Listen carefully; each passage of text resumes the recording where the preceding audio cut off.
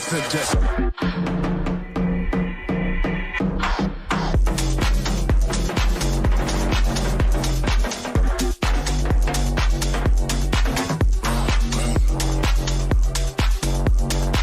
You know I suggest.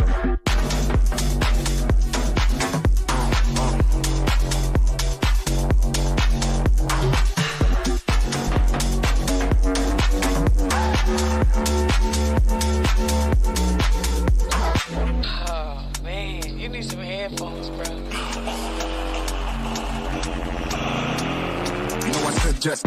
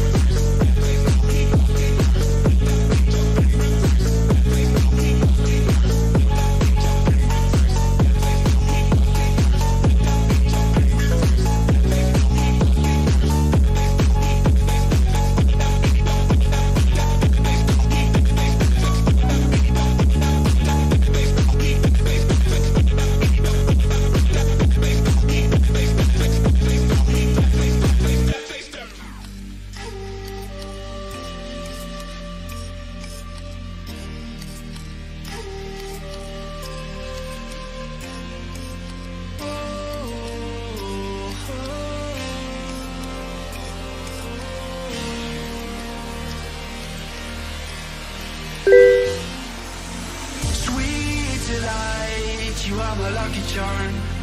I hold you close in the night in my arms. And when we open our eyes, my worries fade away. 'Cause you gave me your heart in the light of day, in the light of day.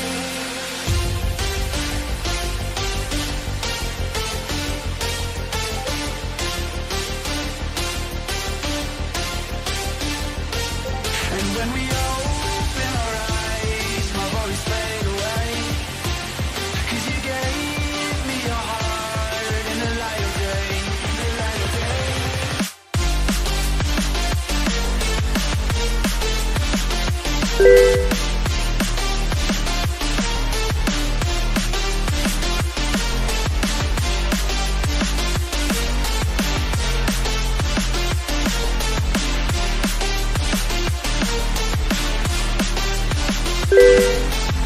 Sweet delight, you are my lucky charm. I hold you close in the night in my arms. And when we open our eyes, my worries fade away. 'Cause you gave me your heart in the light of day.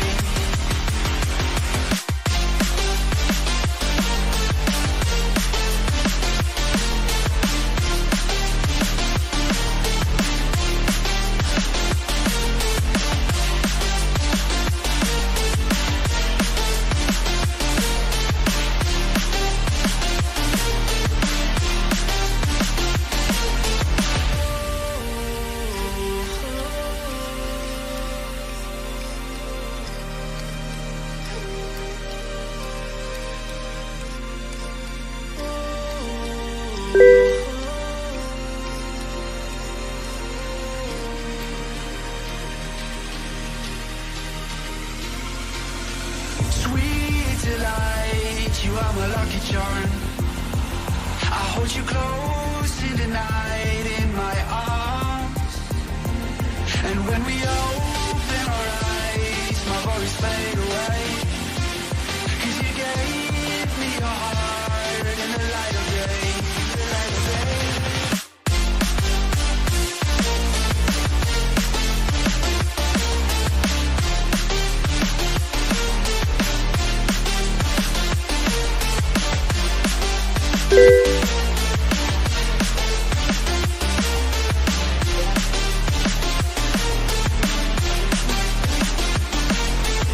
Sweet delight, you are my lucky charm. I hold you close in the night in my arms. And when we open our eyes, my worries fade away. It's getting pretty dark nowadays. Heart in the light of day. You can invest in a lamp. Yeah, I'm going behind you, like, yeah, there's one here. It's the morning here on the stove. Leave a lamp on the plate.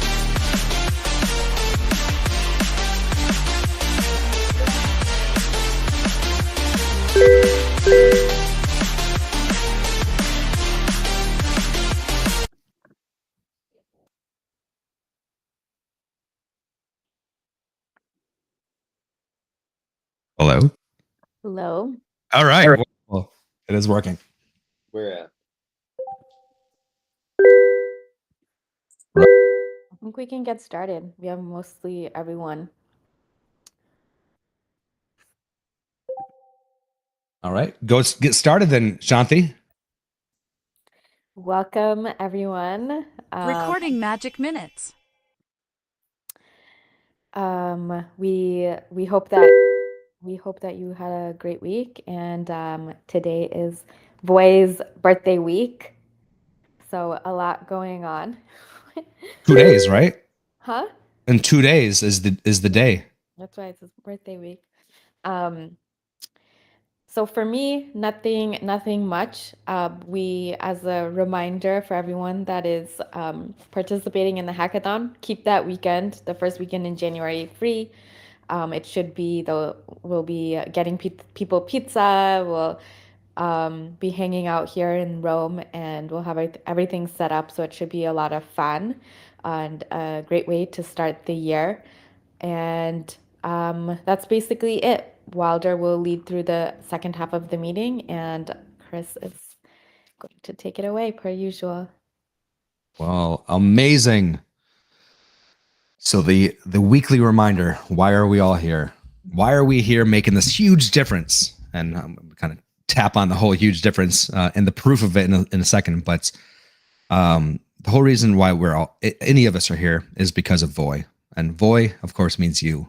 And this is the chain that we are actually creating. The chain that is built and owned and operated by the people are actually adding value.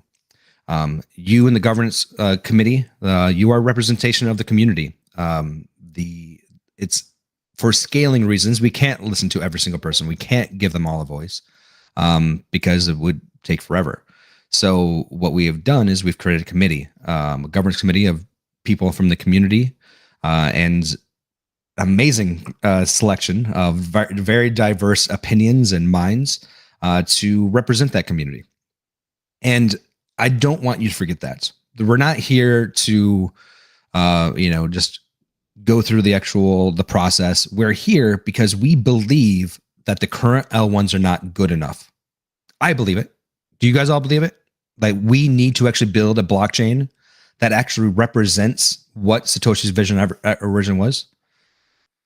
I think you do because you guys are showing up every single week, putting the time in, putting the effort in, and it's appreciated, it's noticed.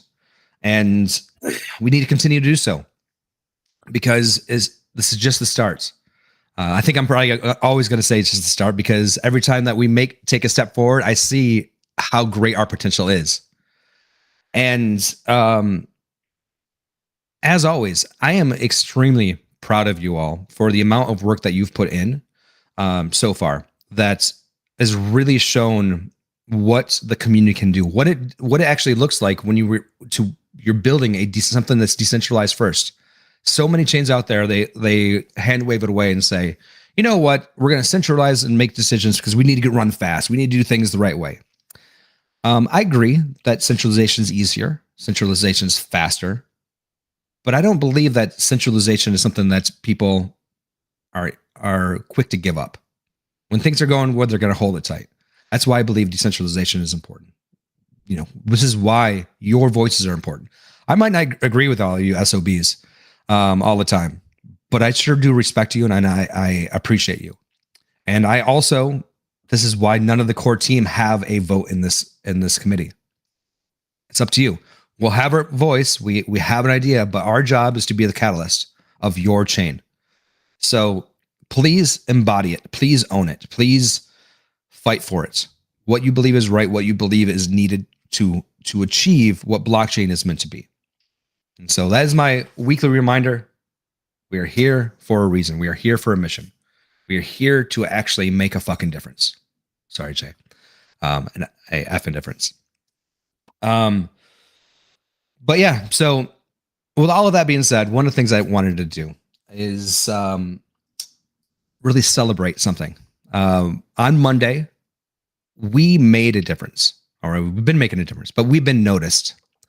On Friday, so as you all know, we were going for investment and getting investment, and so we wanted to make the announcement to the world that, hey, we made an investment and we're making great progress. You guys have been doing a great job. One of the reporters thought it was really interesting. It was like, hey, the AVM, it's expanding. That's awesome. Let me go ahead and interview you about that. So on Friday, because I think a lot of you know I was on vacation, but I was on horrible Wi-Fi, but I did a full interview and answered all the questions. It was funny. You could definitely tell the angle was very much like you're doing this to screw over Algorand, aren't you? Tell me about how much you hate them. And from the very beginning, I was like, no, listen, this is actually nothing to do with Algorand. This is purely to do that. The only thing that's to do with Algorand is that we love the tech. We think that the AVM tech is great. And this is what we're doing it for. And I told them the mission. I told them everything I just told you a little bit ago. Is like, we want to see blockchain be real. And we're putting in all the effort to actually make it happen. And it's harder. But at the end of the day, yes, Algorand's still involved because this is the AVM ecosystem. A lot of the work that they do is bettering us, and a lot of the work that we do is bettering them. for it. So no, this is, I think we're very friendly. And I think that the reason why the title originally was a friendly fork is because of how positive I was talking about Algorand. And I continue to talk positive about the Algorand tech and especially the work that Algorand Technologies is doing. It's quite amazing. And you wrote it, and boy, I don't know if you saw or not, but people had opinions about that article. And there was a lot of FUD, a lot of hate, a lot of people being angry, and what that means is that we are doing something that matters. What this means is that we are actually making a difference. This is something that we are making a change in the world.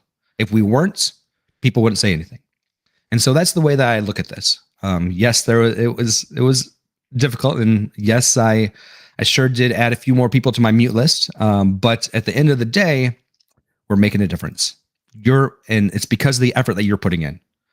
All of that being said, a lot of the old FUD came back, and I didn't see a lot of people outside of just a couple. And by the way, I really do appreciate, a few of you out there that's chimed in and said, "Hey, this is not right. This is actually wrong information. Here's the real information."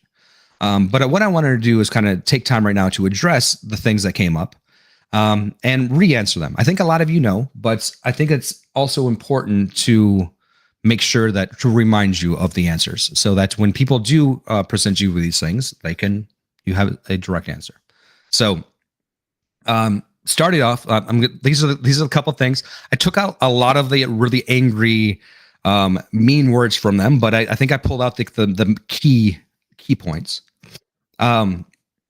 First off, what I saw a lot, it was accusing that of being a paid article. It was not a paid article. Nobody paid Macaulay to write this. He found it interesting. He thought it was exciting. The AVM growing. This is big news for everybody in the AVM ecosystem. Like I said, the way that this found out is we put out a PR. He reached out and said, "Hey, actually, I'd love to do an exclusive about you if I can interview you." He interviewed us.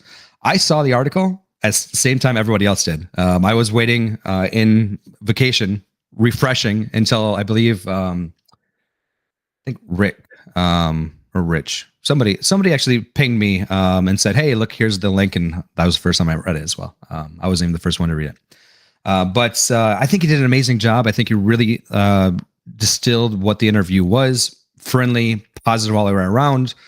One of the big things was the title. So number one, moving on to the next thing, not a paid article. People are excited about the AVM. So this is great. The second thing I heard over and over and over again, Voy isn't a fork. You can't fork Algorand. You can't fork this. First off, fork has many definitions. A lot of people that follow Voy also are really big into the Algorand ecosystem. What happens is that Algorand spent a lot of money on marketing, describing what fork means to Algorand, and that is a consensus fork. Yes, it is a perfectly clear definition of what a fork is, and it is something that Algorand talks about all the time. It can't fork. This is actually one of the reasons why Algorand has instant finality. It's an awesome feature of it. You can as soon as a block is made, you can trust that block to be real, because the consensus cannot fork. Outside of Algorand, with the rest of the world, fork is actually used much more broadly. And yes, it is used for that, but it's also used for other things. I believe that Macaulay, when he wrote it, he just used it because in the way that he's heard other people use it. There was no animosity there. There was no issue. There was no, gotcha journalism or anything of that sort. It was very much like the code is forked, and it's a new consensus. And this is what I told him: we forked the code, and there's a new consensus, a new genesis, and it's a brand new chain with the same similar code of what Algorand does. Which brings me to the next thing is that I heard several times like, okay, well, even if you look at it that way, Voy is still not a fork of the code. I looked at the code. There's nothing different there. That's actually almost true. It's not actually completely true. The relay nodes, the majority of the relay nodes are actually using a forked version of Algorand. And this allows for the relay nodes to also be non-archival. We've done this to actually make the running relay nodes cheaper because space is one of the most expensive things when you're running cloud software. So making it so that relay nodes can be non-archival is really important. So we are running a fork of Algorand. Admittedly, it's not a huge fork. I think it's one line of code that's different, but it is different. That being said, it's always been a plan that we're not going to actually change the code much from the very beginning, because the whole like thing is like, if we're going to change a lot of code, if we're going to actually completely change the consensus, we'd have to raise a lot of money without proving ourselves, without having traction, which means we would have to actually give away a lot of the actual investment to VCs. And doing that defeats the whole purpose of what we're actually doing. So the plan has always been do as little to change the code as possible for the first 1 to 2 years. Once there's actually more traction, we will then start changing it. All of that being said, we hope when we do make changes, the Algorand tech will accept those changes in the PR, and the code still won't fully fork. If it is a fork, it's quickly merged into one, because us as the AVM ecosystem will be better off if it's the same, at least the same spec going forward. This has already happened. DragMZ, who's a lovely member of our community, found a bug in the Algorand code. We forked it, and we made the change so that's the OST one-click nodes could work well, and it was awesome. I encouraged DragMZ to submit a PR to the Algorand chain. They accepted it. Once again, back to no fork code again. So the main reason why we're a fork of the code is not to completely be different. I hope that we stay the same as long as possibly can. It's much more so that if there's a disagreement with the actual direction of the chain as far as the code goes, we can actually go our own ways. But in the end, we hope that it doesn't. No reason to. Better for everybody if we keep the same code base if possible.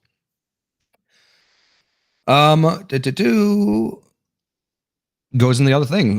When I already said, Voice said no VC involvement, what's with getting investment? Well, number one, I don't think, I do remember saying like about a year ago that I would love it if we got no VC involvement. But this is before I think Gov, you were part of it maybe back then, but it was really, really early on. And honestly, it was me being naive. Running a blockchain is expensive. That quickly changed to the idea of like, rather than keeping all investment out, to being smart with the investment, being smart with the amount of tokens that a single entity can get. There's no, like, VC is not a bad word. VCs, they provide capital. That's why almost every single company in the world receives VC investment to be able to be successful. We just needed to actually be separate. Our promise, and you can look at the white paper, has not changed since we wrote the white paper. 75% ecosystem focus, 25% core team and operation costs. Nothing's outside of that. That is still the plan. Nothing has changed. We got investment. That's a thing to be really excited about it, because one of the things that comes with VCs is reputation and also connections.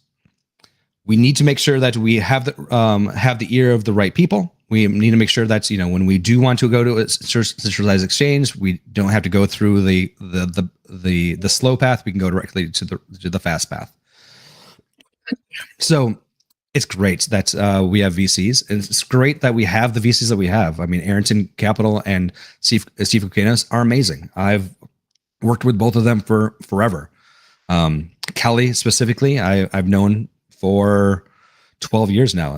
Actually, the fun story: Kelly, myself, and Sean Ford all used to actually work at the same startup a long time ago. That's how we actually all know each other and been working with ever since.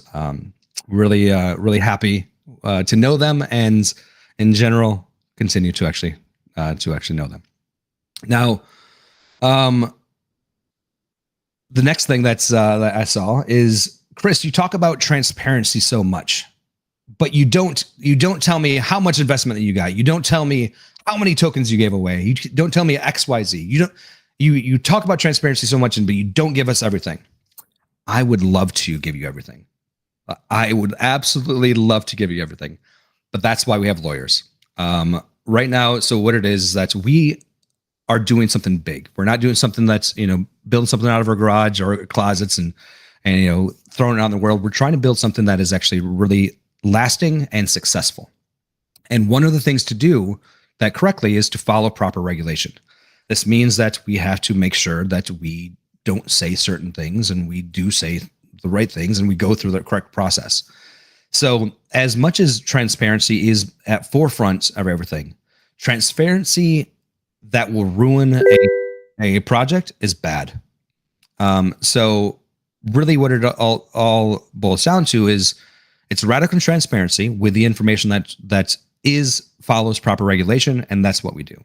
So this is why I don't sometimes tell you all of the information, because it's either one, maybe it's not my proper duty to actually disclose that information, or two, it needs to happen in its own time and its own process. So that's why I don't necessarily say everything. I say everything I possibly can. And every time, Gov and Benny and Jonathan can attest to this, when I'm meeting with the lawyers, I'm always pushing. I'm like, can I please? How about, can I do this? Can I do it this way?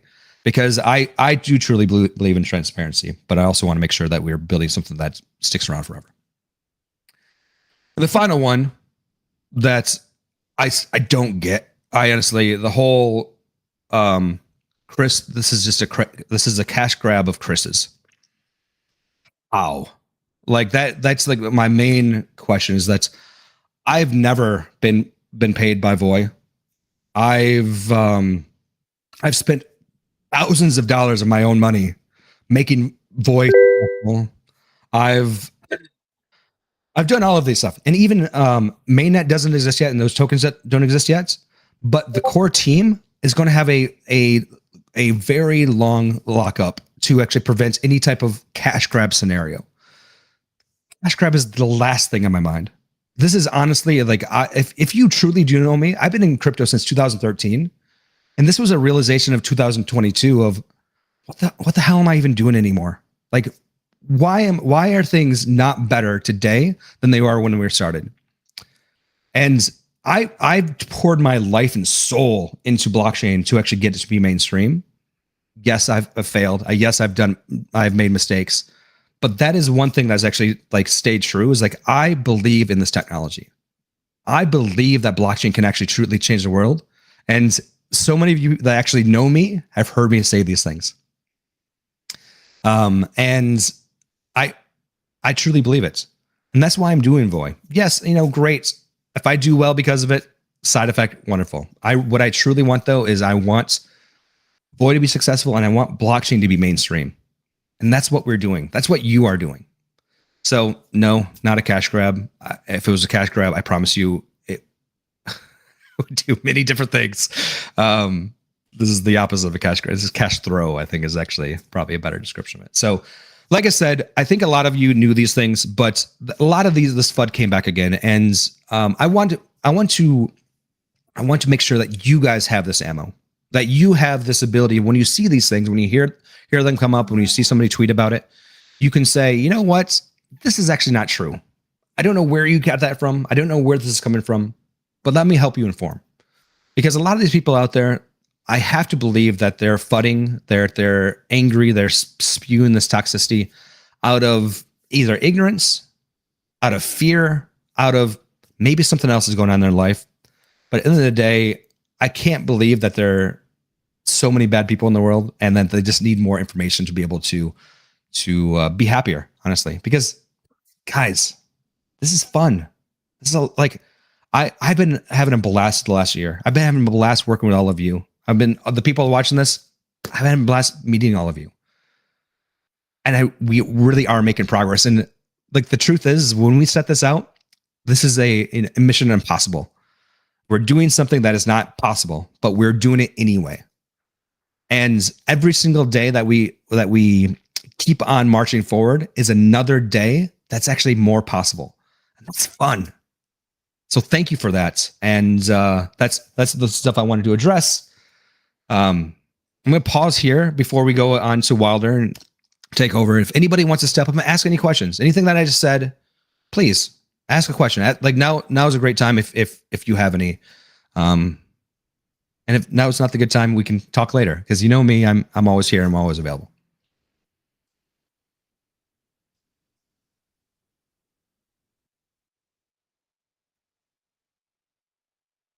So I just wanted to say that the recent FUD blast really, yeah, it really affected me. It's been a few such cases where, like the breakfast gate as well, was just an awful display of the algorithms and generally our circles, basically on X, where it's just not. It was a terrible message to show to be broadcasting. I just wanted to note that I think there's basically two classes of people who will be amplifying this. The original instigators, I think, are intentionally trying to rage bait for clicks, for engagement, for being, the hero that you deserve, that, oh, I saved you from blah blah blah. There's a few people who are intentionally calling things scams that they know are not scams, just to generate traction, right? And then a lot of other people are just snowballing onto that without really knowing what they're doing or what they're saying. So it can be rough to be on the receiving end of this, but maybe it's some consolation that I don't think most of these people are actually know what they are saying. That's all I had to know. I appreciate that, Jerk. And the thing is, the guys, this, like, we should be celebrating now. Like, we are now approaching over. I think we are over 500 nodes just because of this. We, like, that tweet that they did with over 100,000 views. That article that they posted was one of the most popular articles that they wrote that day. These are great things. Yes, there's as Benny said, a loud minority, but I can take it. Like, I embody that South Park meme. I said, I didn't hear no bell. 100%. Like, come at me. Because at the end of the day, we're building something special, and that's what matters.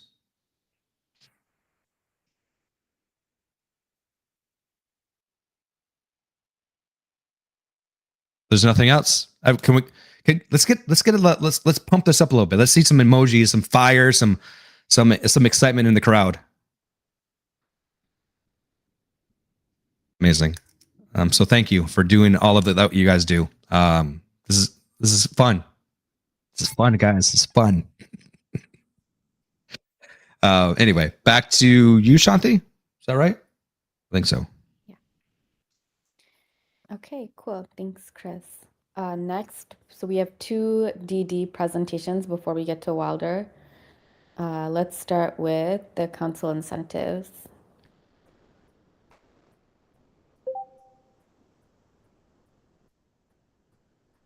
Give me just a second. I want to share this DD doc. I'm trying to pop up.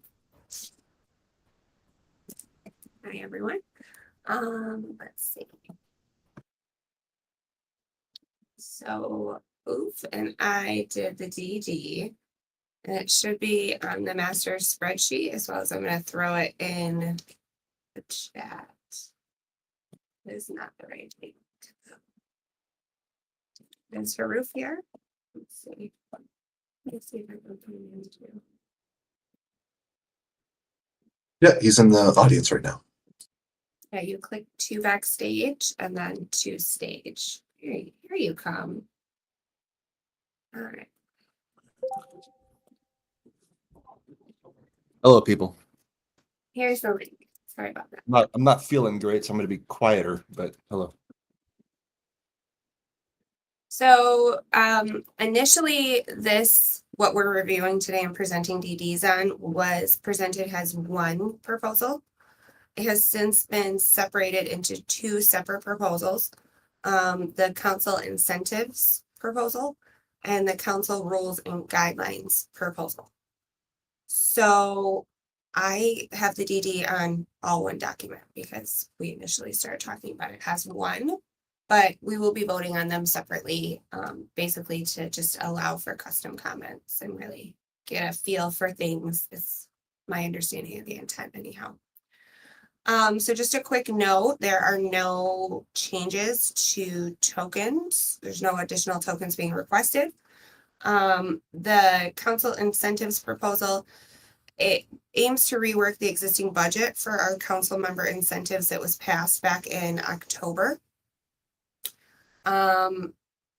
It appears to me, based on what the people doing the maths say, that if council member incentives are not updated or reworked, it'll essentially run out of money. So we won't get anything. The rules and guidelines proposal has less to do with the actual tokens and how they're being awarded, and instead tries to establish some framework outlining the newer director roles that were recently approved by the council, defining their roles and responsibilities, as well as offering some clarification to minimum voting thresholds. So that was kind of the key takeaways for me on these two different proposals. If you take a look at the DD document that I linked and is also in the master spreadsheet, there is links to that first proposal that was passed in October, which I will say had overwhelming support. And I think it's important to kind of look back and see, you know, this was approved by the council, overwhelming support on that initial budget. And it appears it didn't work out just to the length of time we had high numbers in the council, from my understanding of it. And again, I'm not super into the maths, but there was a subcommittee that looked at it. They've cited all their work, and that's what I'm looking at as an overall objective perspective for the DD. I also included some third round eval comments. Since this was originally submitted as a standalone single proposal, the comments are kind of lumped together as well. Reviewing those, there were a lot of changes made. So, I mean, I'll leave it to everybody to kind of take a look for their own specific comments, but the two proposals as they stand are linked up at the top as well. Wilder, I did not see, or maybe Scotty can tell us, how to find each of those in the spreadsheet at last check, those separate proposals. I believe it just links you to the rules proposal, if I'm not mistaken. So I can. No, I mean, the last time I checked, it was in there. I think they're actually highlighted in red. Okay. No, I mean, unless I'm looking at it, let me refresh my page here. But yeah, so the two at the top are the node rewards. That's not what we're talking about here. We're talking about the council incentives and the rules and guidelines. That was formerly part of the council incentives proposal. So they've been broken into two. The quick way to get that is if you take the link from the due diligence document. Both of those individual proposals are linked up at the top. Is everybody following along, kind of? Maybe? Yes? Okay. So I do want to give Haru some space because we actually have differing opinions, which I think is really valuable and why I asked him to do the DD with me. Being somebody who is not, I love a good spreadsheet, but numbers are not my jam. I don't like really talking budgets. It's not my favorite thing. And so the subcommittee has looked at it and said, hey, this needs adjusting. I hesitantly support that. If it needs done, it needs done. Nobody is thrilled with getting less rewards, right? Like on the surface, it seems like a little bit of a bummer. So I did note in that lower section of the DD comments, like a cursory highlight of what those changes would include, quote unquote, slashing. It is important, and I found no effective way to give better examples than what was included in the math document, which is right under that little comparison tab in the DD document. That these are subject to change because of the floating system that they've enacted or are trying to enact with this proposal. but this is an example of what it would look like initially. So there's pretty significant cuts to showing up to meetings. On-time evaluations are half. So, I mean, it's not all rainbows and sunshines, but from my personal, take on it and how I'm feeling after looking into it more, I hesitantly support those changes. I am in favor and in strong support of the rules and guidelines updates. And that essentially just offered additional clarification for quorum and some examples, which I think is helpful. And then outline some of the roles and responsibilities that Wilder and the other directors have been serving and ironing out those. So I'm in full support of that. But I think a lot of Haruf's objections, like, I totally understand. And so personally, I think, I don't know, I'm still up in the air in how I'm going to vote, but it has the rewards being decreased. I get we have to make the budget work, and that's kind of where I'm at on it is, we have to make lemons with lemonade.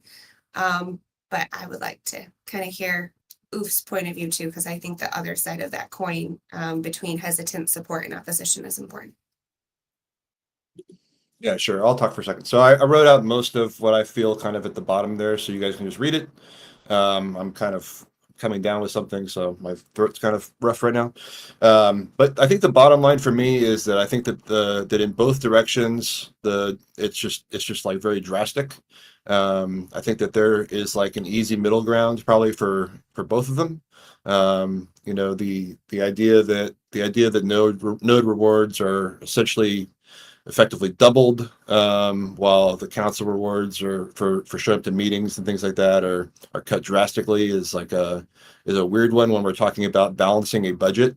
You might be balancing a section of the budget and ensuring that council rewards do not exceed a certain threshold, but from a total budget, my analogy in the Discord of putting on a sweater because the house is cold while you've got the front door open, I think still kind of stands. It's like we're just not looking at it from a very holistic standpoint. And the bottom section there, the personal note for me is that people view coming to these meetings as kind of like a throwaway, I guess, but for me, coming to these meetings was what really tied me into what the process was and what was going on, and it allowed me to write, to read and evaluate proposals in an effective manner. Without coming to these meetings, I was essentially lost. And it was once my schedule was kind of figured out and this meeting time was adjusted, I was able to come in and really listen and provide quality feedback. So I don't think that we should discount an hour of people's time that they choose to come and sit in on a council meeting. However, I will say that if this does get passed, obviously I'd like it to be retroactive so that I get credit for this DD. I would appreciate the extra rewards. So I'm happy to answer any questions, but I just think that there's probably like a middle ground there that would have everybody happy, and maybe not anymore, because from a node runner perspective, they've got this carrot out in front of them that's like a huge increase. And so going back now at this later time and saying, oh, we think 25% increase would be fair. Maybe it won't be as attractive. I don't know.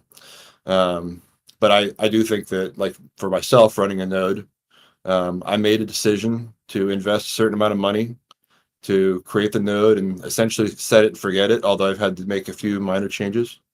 And that was a decision I made for that value. So anyways, that's it.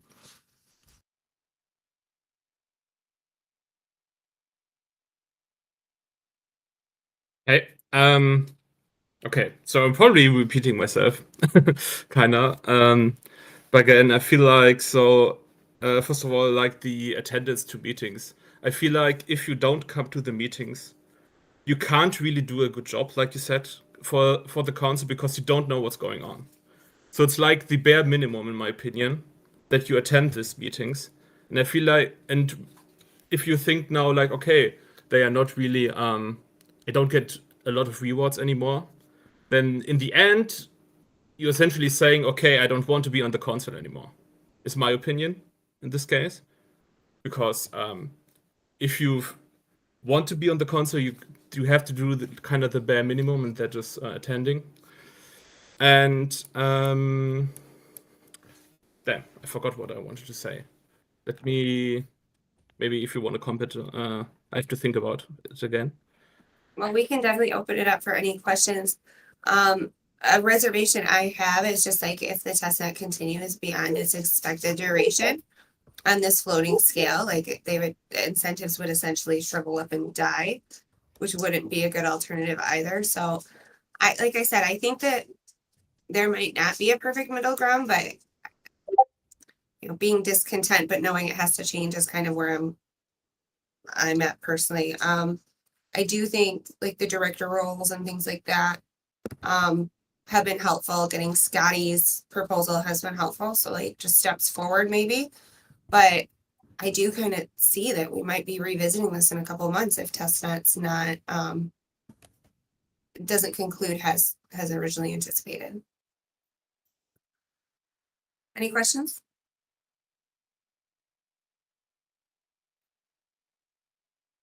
You can speak. Am I on? Can you guys hear me? I never used this thing before. Technology. This is crazy. Hi everyone. So I think the reworking of the rewards and slashing of rewards for just the meetings, I think a lot of this originated from maybe people feeling like you can post by who just sitting listening in the meeting and then not really doing anything.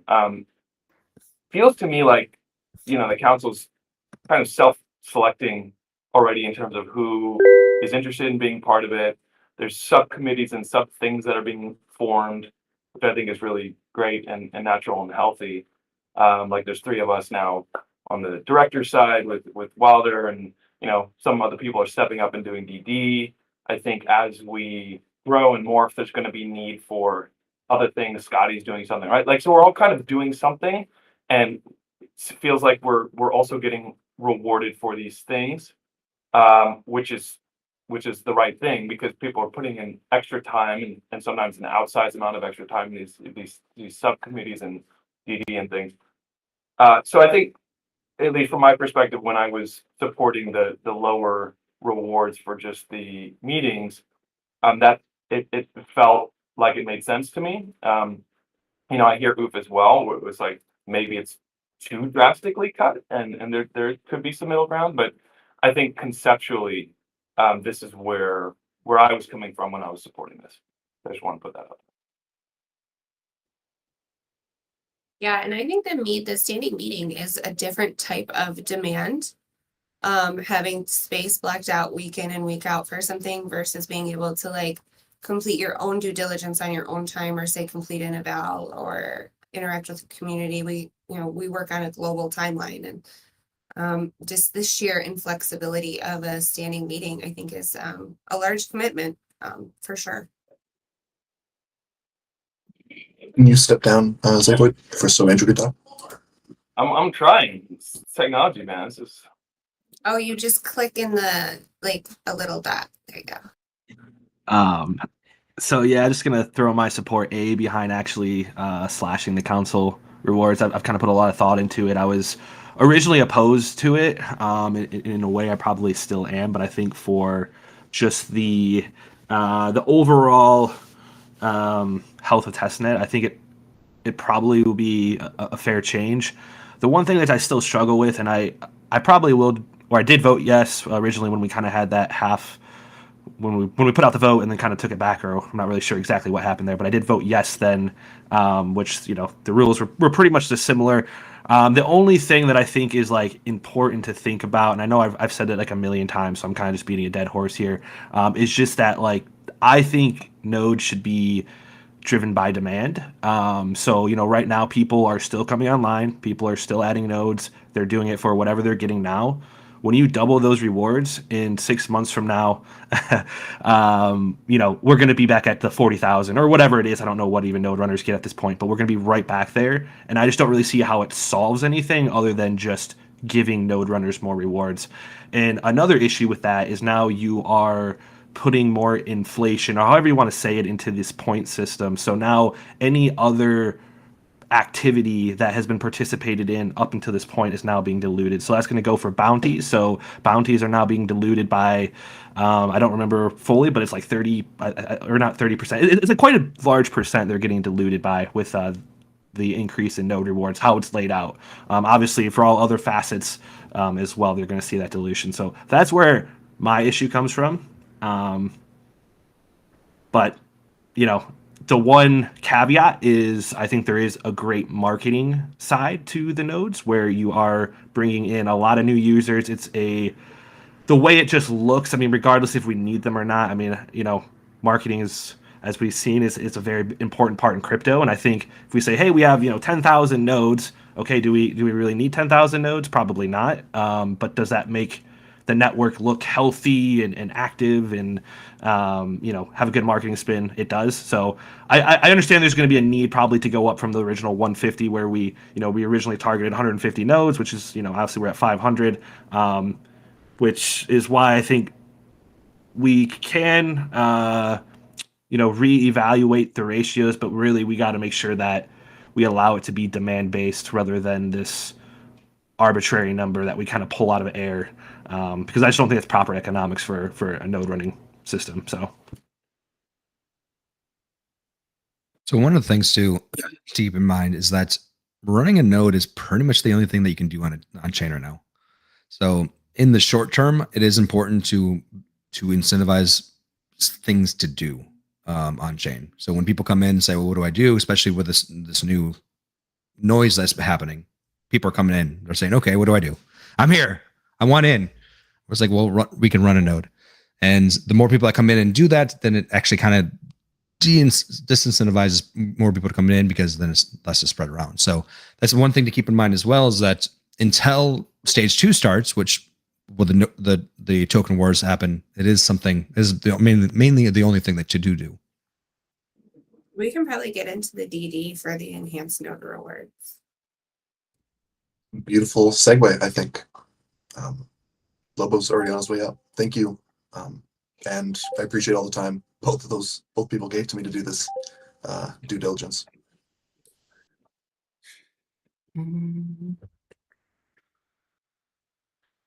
So that and it should be this one. So can you see the DD document? I hope so. The Supreme border around it. Awesome. So okay, at the DD for enhanced node rewards. So the quick summary is essentially we thought like 150 nodes would be great for testnet. Turns out there was a hype around running nodes, and now we have like, when I did the DD yesterday, it was like 515. There might be 10 more already. So definitely more. And compared to committee members, it is estimated that node runners would earn around 15% of what a committee member earns. And so we wanted to fix this ratio a bit. And additionally, we have like for every node added, or for every like probably 10 nodes or something added or more, we need like more relay nodes. And we don't have enough at this moment, so we definitely don't have enough for the coming node runners. And so we need to incentivize relay nodes even more.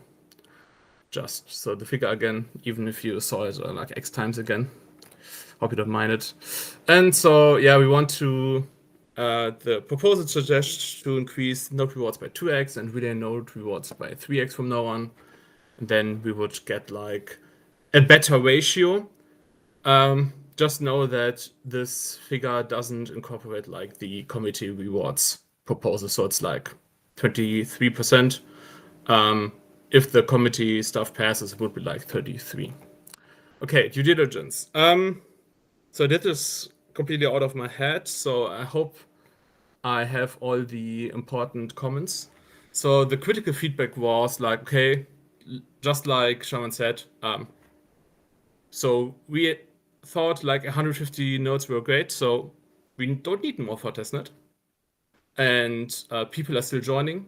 And so if we add incentives, we see even more node runners coming online. It feels counterintuitive. Then we already have not enough relays for the amount of nodes. And if we incentivize nodes more, relays get an even bigger problem.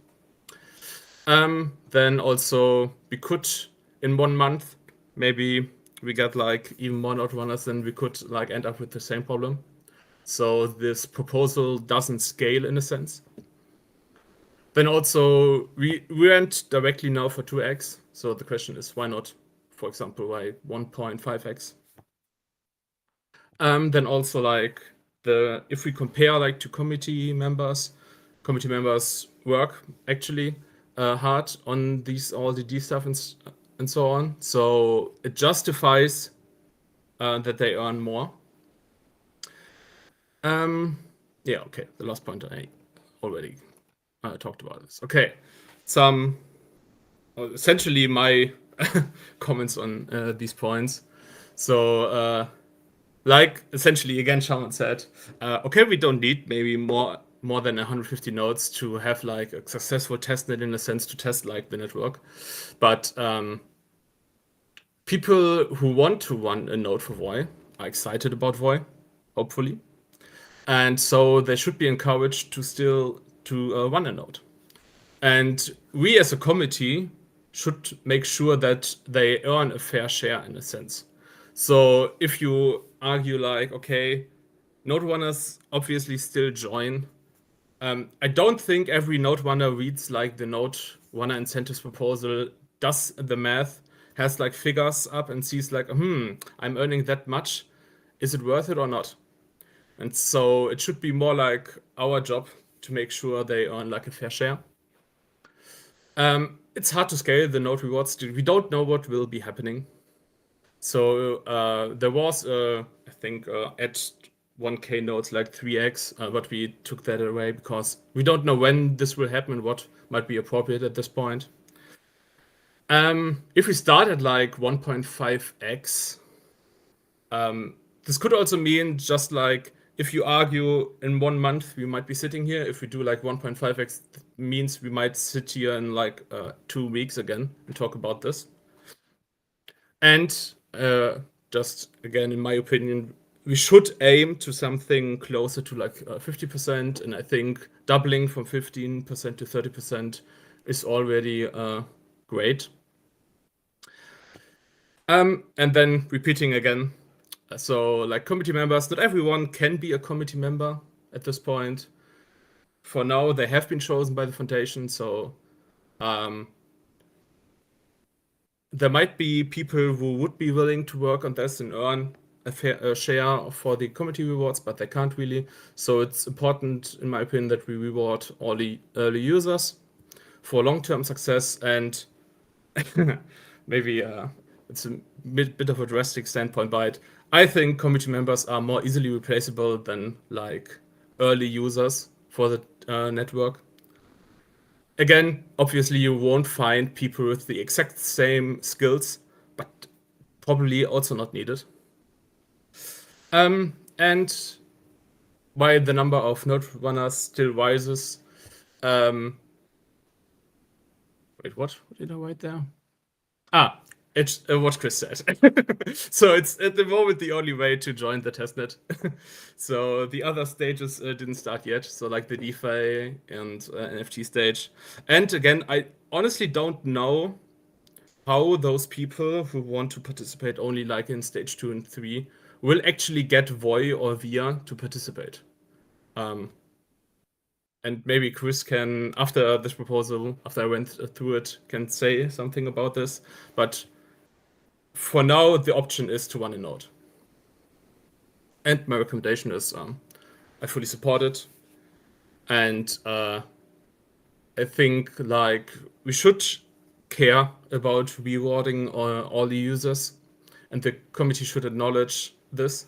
And it should be like our job to ensure that they earn a fair share, even if they are still joining, but they don't know the math. They don't do the work we do. We have to do it. It's our job. Yeah. Thanks for your time.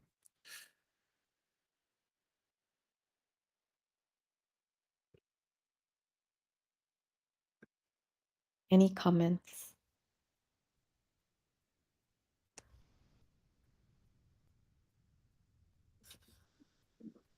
I just want to make sure I'm understanding the actual proposal right. So we would be increasing on top of the 400,000 already approved for relay and I don't have it in front of me, what was already approved for participation. That's the base listed here. So we're requesting an additional 1 billion and 800 million. Am I reading this correctly? Sorry.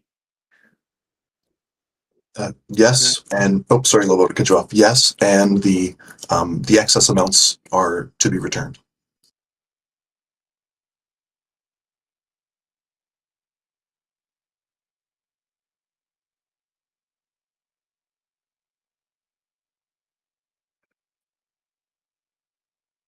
Okay, awesome.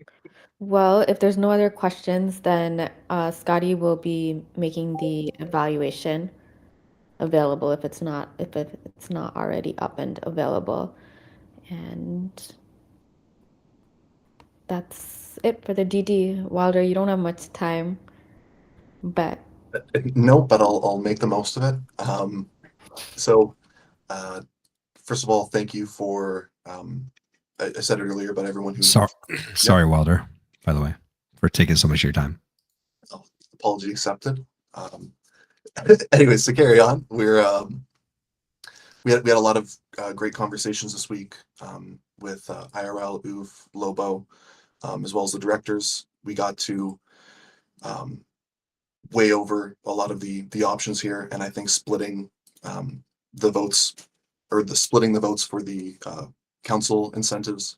I'd really like to see people vote and comment how they're feeling, and if you are critical, include that comment so we can better the proposals in the future. And thank you for your patience. This has been a long process. On exciting news, we have a new bounty that we have a new bounty that has been posted.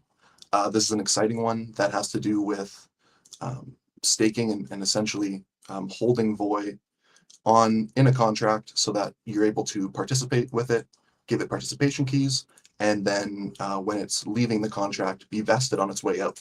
It's a technical document. I encourage everyone to read it. Now is our time to comment on it.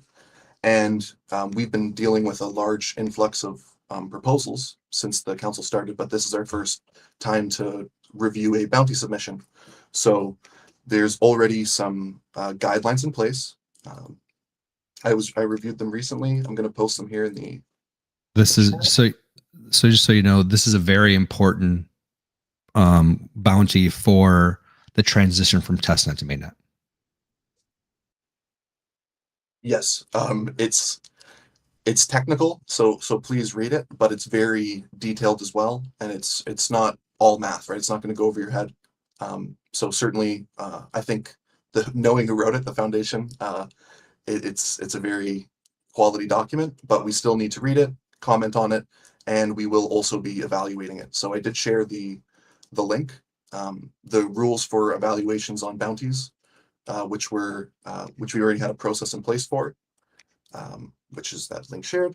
We also have a grading document. So in this document here, it's subject to under process for review. In my mind, this is going to be very similar to a first eval. So we'll share our comments and get this added to our bounty list if we're in support of it. Please also comment on this. We will be looking at the process for submitting new bounties as the directors and making sure the document is consistent with how we've been passing things in the past. And you'll see my comments there reflect the changes that would bring this document very close to like a first evaluation for us, which we're familiar with. And then finally, we are underway with the public feedback, community feedback document.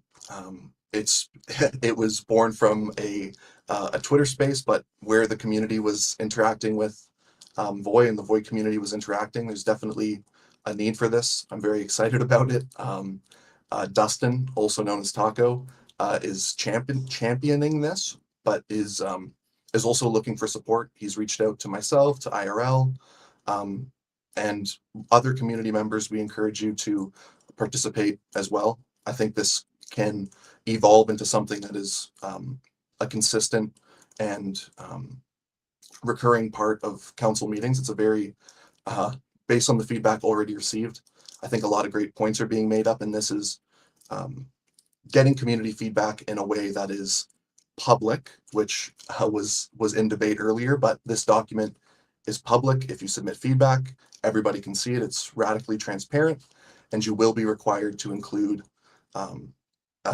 some form of way to contact you, whether it's a Twitter username, Discord username, email, because if we do want to clarify your comments, or if we would like to invite you to join us in a Roam meeting to share, we need a way to talk to you. And I think a lot of quality points were brought up on fully anonymous contacts or fully anonymous comments. So if you feel a way about that, also please share them. But I encourage everybody who's watching this to fill one of those out, share how you feel about the process so far. And you can look forward to next week, us trying to carve out a 15-minute space in this meeting where we will have Dustin and others who are going to be able to share, and we're going to be able to discuss it, which I think is going to be a fun addition to these meetings.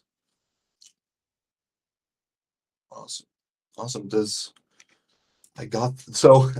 I think one other thing that is important for anyone in the council to do who currently knows people who are excited about VOI or have been excited about VOI, maybe more recently, share that hackathon, share that hackathon forum. There's still time to join. And as far as people to judge it, also please volunteer for that if you can. We need a lot of volunteers. I don't want to assign people. I will say that I'm going to be looking at the other directors. If we can't find volunteers, I'll be coming for you to nicely ask you to volunteer. Less of an ask and more of a request. And I'm very excited about getting to the building stage of that. So yeah, thank you. And does anybody have anything they'd like to share?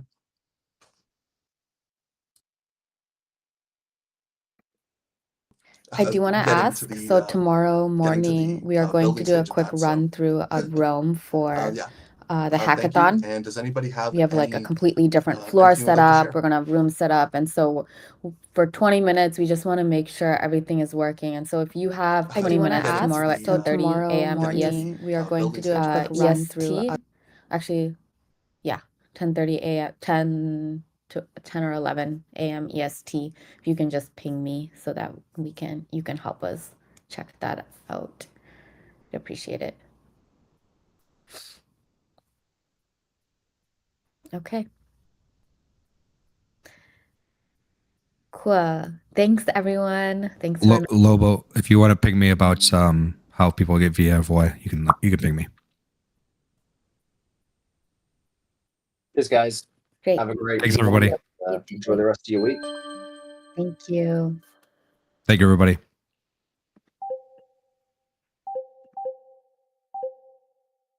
Recording stopped.